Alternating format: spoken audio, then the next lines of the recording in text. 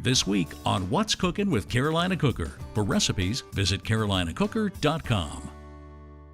All right, so one of my favorite things to eat is tacos. And how we eat tacos around my house is leftover meat. We actually grilled us a beer butt chicken in the new Carolina Cooker grill, and I'm gonna take that chicken and make what I call street tacos. Really, really easy. You can use your Carolina Cooker Kamado grill with it too. Get you a Carolina Cooker skillet, put it right on that grill that you just got done warming up, and just get you whatever kind of pieces of chicken you want, and white meat, dark meat, or whatever, and however many you want. Set that kind of over to the side. Corn tortillas is the trick, not flour, corn. Put them right on that grate right there, get them warming up. I'm gonna put a couple more pieces of chicken on there.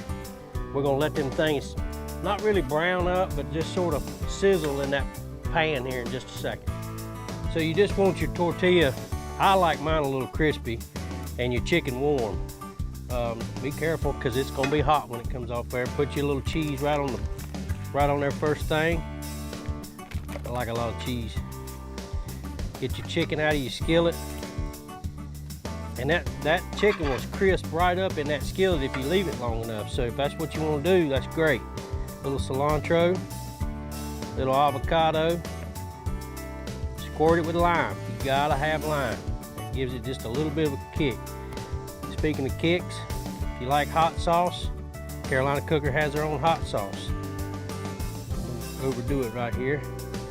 And if you don't like hot sauce, that's fine, because they got all kinds of sauces that you can put on it. Look, put barbecue sauce, mustard sauce, it don't matter. Look at that sucker right there now. You can't go to a Mexican restaurant anywhere and eat a taco like that. More recipes like this and a grill that you can cook it on, visit carolinacooker.com.